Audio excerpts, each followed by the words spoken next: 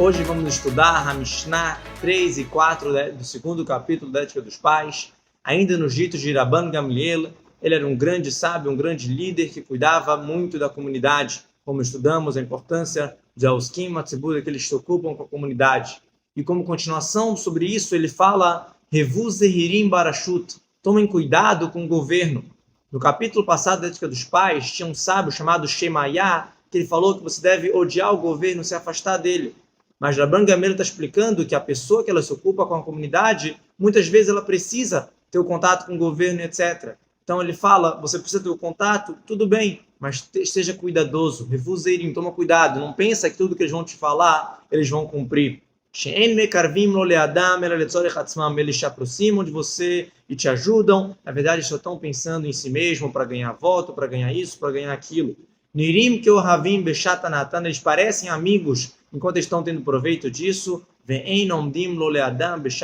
mas eles não resolvem o problema da pessoa na hora que ele está apertado, na hora que ele precisa, realmente nem sempre estão ali para resolver. Então, você quer ter o contato com o governo, tudo bem, mas com o pé atrás, com cuidado, Revuzehirim, sejam cuidadosos. Segunda Mishnah, ainda quarta Mishnah da Ética dos Pais, ainda continuando os ditos de Rabban Gamliel, ele costumava falar faça a vontade de Deus como a tua vontade. Assim como você faz a tua vontade, você cumpre tudo o que você quer, faça o que Deus mandou também. Que deixe para que Deus cumpra a tua vontade. Se você cumpre todas as vontades de Deus, Deus vai cumprir os teus bons desejos do seu coração. Anula a tua vontade perante a vontade dele. Às vezes eu quero fazer alguma coisa, mas Deus não deixa, então vou me anular. Aí Deus vai anular a vontade de outras pessoas que às vezes não são tão boas para você por causa da tua vontade. A Hassidut explica sobre essa frase do que eu vou fazer a vontade de Deus com a minha própria vontade. Não quer dizer que eu vou me sentir nulo, eu não queria fazer, mas Deus mandou, então eu vou fazer que nem a minha própria vontade. E sim, que a vontade de Deus vire a minha vontade. Se é de Deus, eu quero. Eu sou tão conectado, tão sintonizado, que a vontade de Deus logo é a minha vontade também. A segunda parte da Mishnah agora vem ditos do Hillel Zaken, o famoso sábio Hillel. Ele fala frases muito fortes.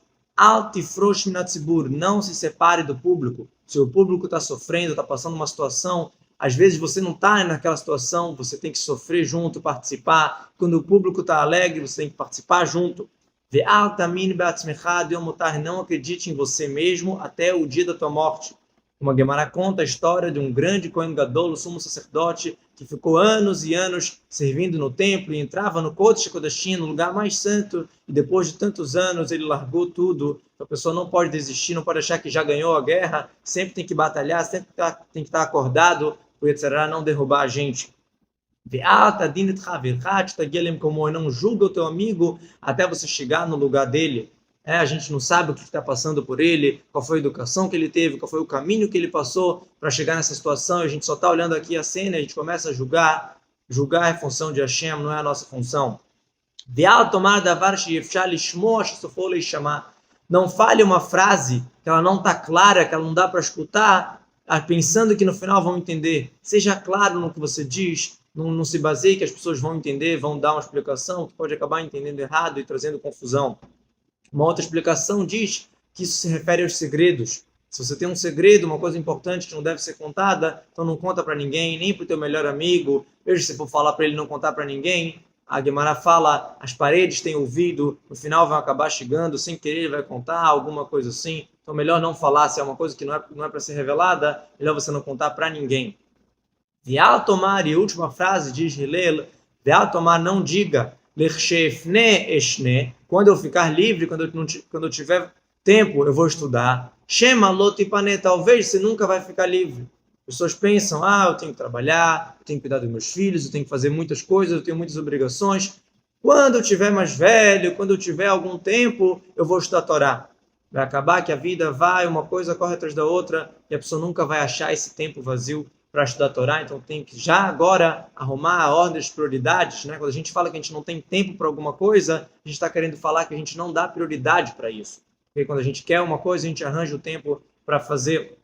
Então já agora, por mais que a gente é ocupado, a pessoa deve procurar estudar a Torá. Existe uma explicação que diz assim, Shema, talvez, Deus quer de você o lotipane, quando você não está vazio, quando você está ocupado, muito ocupado, e Deus está esperando que você mesmo assim para um pouquinho na hora do negócio, na hora de fazer alguma coisa, no meio da loja, e abre um livro de Torá. Deus quer isso, que você traga, refina o teu próprio negócio, o teu próprio dia a dia. Maimonides, quando fala sobre as leis da Torá, Maimonides fala assim, a pessoa é obrigada a estudar a Torá, tanto se ela é rica, tanto se ela é pobre, tanto se ela é saudável, tanto se ela é doentio. Vai falando várias coisas. E no final, depois que ela já falou todas essas coisas, Maimonides completa, mesmo se ele tem uma esposa e filhos, mesmo assim deve estudar a Torá. Quer dizer, mesmo que a pessoa é muito ocupada, ela deve separar um momento para o estudo de Torá. Tem uma história bonita que diz de um pai que ele tinha uma loja muito legal e funcionava muito bem. E depois ele faleceu e deixou para o filho. Quando o filho começou a trabalhar naquela loja, a loja de repente ficava vazia, não tinha mais a clientela toda que vinha com o pai. E aí ele foi falar com o Rabino, o que está acontecendo? Com meu pai funcionava, comigo não está funcionando. O Rabino falou, vou te explicar. Quando o teu pai, ele não tinha nenhum cliente na loja, ele abria um livro de Teilim, de Salmos, abria um Rumash, uma Bíblia, alguma coisa para estudar a Torá. Mas você, quando você não tem ninguém, você fica lendo jornal, tomando um cafezinho, fazendo qualquer coisa. Então, o instinto mau, Yetzirará, quando via teu pai estudando Torá, rapidamente ele mandava um cliente lá para ele fechar o livro e ter que fazer negócios. Mas você, já que você está lendo, tomando chazinho e lendo jornal, então ele não está preocupado em mandar cliente para você. A pessoa realmente deve separar um momento para estudar Torá, mesmo que ela é muito ocupada.